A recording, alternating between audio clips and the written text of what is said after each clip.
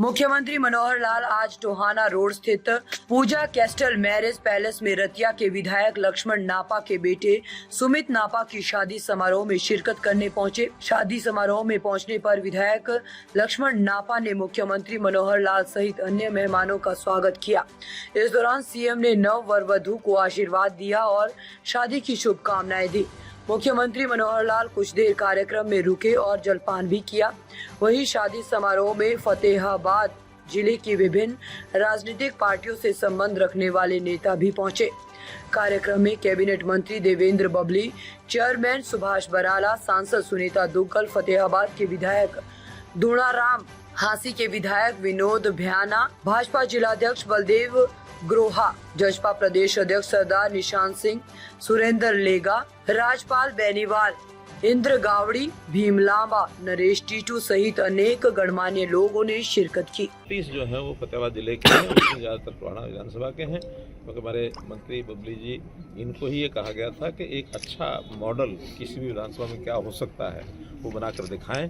तो स्वाभाविक है कि इस कंस्टिट्यूंसी को चुनने के बाद एक अच्छा रिजल्ट जब निकलेगा तो हम ऐसी भी कोशिश करेंगे कि बाकी विधानसभाओं से या बाकी जिलों से कुछ सरपंचों को ला करके और यहाँ दिखाएंगे कि कैसा कैसा विकास का काम हो सकता है। क्योंकि हमने पैसा जितना बाकी विधानसभाओं को दिया उतना ही यहाँ दिया है, यहाँ कोई पैसा ज़्यादा नहीं दिया, लेकिन इन्होंने अपने सरपंचों को सबको प्रेरित करके और कैसे काम किया जा सकता है। विशेष तौर पर इसमें मनरेगा का बहुत बड़ा एक योगदान, जो कि बहुत विधानसभाओं में, बहुत गाँव में लोग उठाते नहीं हैं। मनरेगा का तो ओपन एक विषय है जो केंद्र सरकार की ओर से जितना भी कहीं काम कराना हो उसमें से कराया जा सकता है, और हमारे जो टारगेट भी है उसमें अच्छे खासे हैं।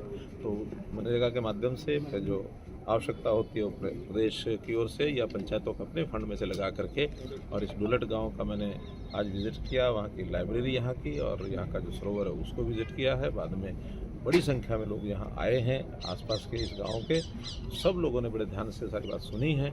आज का जो मेरी बातचीत का मुख्य हेतु था वो था पानी को कैसे बचाया जाए और गंदे पानी को कैसे ट्रीट किया जाए, उसमें तालाब जो गांव में उनको भी शुद्ध पानी का उपलब्धता हो ताकि वहाँ पशुओं के पीने की भी आवश्यकता पूर्ति हो जाए, वहाँ कहीं मछली पालन भी किया जा सकता है, वहाँ बतख पालन भी किया जा सकता है। एक आय का साधन गाँव का तालाब में से बन सकता है।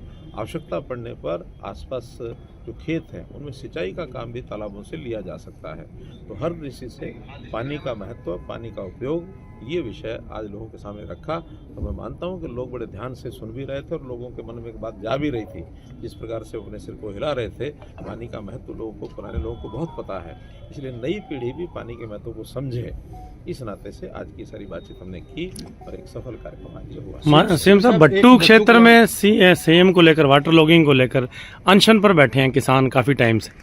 मैंने अपनी बातचीत में, अपने भाषण में इस बात का उल्लेख किया है, अगर आपने सुना हो तो। जी, वास्तव में हरियाणा में कुछ इलाकों में ये जो सेम का या जो वाटर लॉगिंग का विषय खड़ा हो रहा है, ये खड़ा हो रहा है खास करके जहाँ धान की बिजाई होती है और धान में केमिकल खाद जो डाले जाते हैं उसके कारण से एक नीचे लेयर जम जाती है जमीन के अंदर। सर वहाँ धान नहीं बीजते जी? अरे पहले बीजते रहे हैं, वहाँ नहीं होता, तो चने होते थे। हाँ, चने होते थे जी, चने होते थे जी। ट्यूबवेल भी तो वहाँ लगाए ना लोगों ने जी जी। ट्यूबवेल का पानी खींचा, पानी खींचने के बाद वहाँ यूरिया का भी उपयोग किया ही है। इस एरिया में यूरिया का उपयोग कौन करता था? कोई नहीं करता था। तो मैं तो केमिकल खाद की जो बात कर रहा हूँ, जितना ज़्यादा होता है उतना लेयर जमती है। अब ये ठीक है कि मानो गलतियाँ हो जाती हैं, उस समय की सरकारों ने भी शायद आगाह नहीं किया होगा। आज जो पता लग रहा है तो आज उन चीज़ों को हम ठीक कर रहे हैं और वहाँ पर कुछ गांव में काम शुरू भी हो गया, चला भी रखा है। और उसके बाद ये काम तो बहुत बड़ा है, सारा काम एक साथ शायद होना संभव नहीं है। फिर भी हमने 27 तारीख को उन लोगों की मीटिंग बुलाई है, हमारे डिप्टी कमिश्नर उस पर ध्यान रखे हुए हैं। यहाँ से कुछ लोगों को चंडीगढ़ भेजेंगे, चंडीगढ़ बातचीत होने के बाद उनको रास्ता कोई ना कोई निकालेंगे। खाली यहाँ नहीं है, एलनाबाद के क्षेत्र में भी इस प्रकार के सेम के गाँव हैं, झज्जर के इलाके में इस प्रकार के सेम के गाँव हैं, रोहतक के इलाके में वाटर लॉगिंग का एरिया है। लगभग 1 लाख एकड़ ऐसा एरिया है जो वाटर लॉगिंग हरियाणा में हो चुका है। तो ये आगे न हो इसके लिए पूरा हम लोगों को आगाह भी कर रहे हैं और जो केमिकल खाद है उसके लिए भी लोगों को मना कर रहे हैं और पानी ज़मीन के अंदर जाने के लिए रिचार्जिंग वेल भी लगा रहे हैं, ताकि ऐसे इलाकों में जो ठीक पानी है, वर्षा का साफ पानी है, वो ज़मीन के अंदर चला जाए।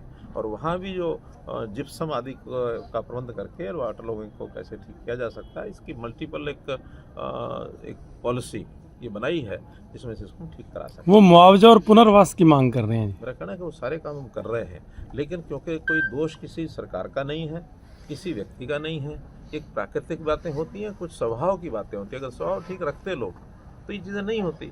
आज मैंने झज्जर जिले में देखा है, वहाँ ज़मीनों में लोगों ने भट्ठे लगाए, भट्ठे लगाने के बाद ईंट वहाँ से मिट्टी उठाई और कुछ मिट्टी उठा करके सड़कों में ले गए। जब पानी झील बन जाता है, फिर पानी इकट्ठा होता है तो वाटर लॉगिंग होती है, फिर वो कहते हैं इसका मुआवजा मिलना चाहिए। तो ये मुआवजे का अधिकार किसी का नहीं होता है, लेकिन सहायता करना सरकार का काम होता है। हम सहायता करेंगे ताकि ज़मीन ठीक हो सके, उनकी उपज जो है दोबारा से हो सके। इसलिए किसी के ऊपर दोषारोपण करना भी ठीक नहीं है। मिल करके उसमें किसान भी सहयोग करेंगे, सरकार भी करेगी, मिलकर उसको ठीक करेंगे। सर जी, सिरसा लोकसभा से आपने आपके भांजे को पार्टी में इनवाइट किया है सर, उसको मानने क्या है सिरसा लोकसभा से? एक मेरा भांजा, एक मेरी भांजी है। फिर भी भांजी ने तो जीत लिया सर, अब भांजे को मौका दिया जाएगा। मैं तो कह रहा हूँ ये भांजा भांजी का जो घर का मामला है ये हम ठीक कर लेंगे, आप चिंता मत करो। रामलला प्राण प्रतिष्ठा समारोह में विपक्ष अनुपस्थित था, उसे कैसे देखते हैं? अब मैं उसको क्या कहूँ, या तो उनको समझ नहीं है इतनी, या उनमें आस्था नहीं है। आस्था का विषय तो अब वो कहने लग गए कि नहीं हरियाणा में सब लोग भगवान कृष्ण को और राम जी को मानते हैं, यहाँ तो कृष्ण और राम की धरती है। अब ये कहने लग गए, जिसका मतलब आस्था पर तो आ गए हैं। लेकिन नासमझी ज़रूर है कि समाज के साथ मिलकर चलने में उनको हिचक होती है। सारा समाज देश राममय है, वहाँ कोई राजनीति नहीं थी, राजनीति का तो कोई विषय ही नहीं है, क्योंकि ये संघर्ष देश का 500 साल पुराना है। और 500 साल से कहीं कोई देश की जनता अगर संघर्ष कर रही है और उसमें लड़ाई, कानूनी लड़ाई लड़ रहे हैं, कानूनी लड़ाई भी ये सन 1853 में शुरू हुई थी, उसके बाद भी इतने वर्ष हो गए, 170 साल। तो इस लड़ाई को, इस जनता की भावनाओं को लोगों को समझना चाहिए। और साथ में ऐसा थोड़ी कि आयोजन समिति जो थी उनके साथ संबंध में कोई ये बीजेपी का कार्यक्रम नहीं था, ये कोई प्रधानमंत्री जी का कार्यक्रम नहीं था। हाँ, प्रधानमंत्री जी को बुलाया गया कि प्राण प्रतिष्ठा के समय वो आ रहे हैं, लेकिन वो एक कार्यक्रम में अनादारद रहे हैं, अलग रहे हैं। उसमें से तरह तरह की अड़चनें भी उन्होंने पहले डाली ही हैं, आखिर कोर्ट में भी अड़चनें वो डालते रहे हैं। बाद में उन्होंने अनास्था इस नाते से भी दिखाई है। तो ऐसे अनास्था दिखाने वाले लोग जो होते हैं, जनता उसका हिसाब लगाती है। हमने उसके बारे में कुछ नहीं कहा।